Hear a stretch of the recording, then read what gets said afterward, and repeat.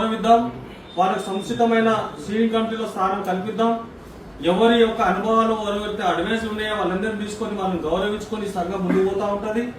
ఎవరికి కూడా ఇక్కడ అఘోరపరిచే విధంగా మిమ్మల్ని ప్రవర్తించము. మన ఆత్మగౌరవమే మనకు చాలా ఇంపార్టెంట్. ఎవరు ఇంపార్టెన్స్ ఉందో వాళ్ళకి కంపల్సరీ మార్గే శక్తి వాళ్ళని గుర్తిస్తుంది. దీనికి ఒక కమిటీ వేసుకుంటాం, ఇంటర్నల్ కమిటీ.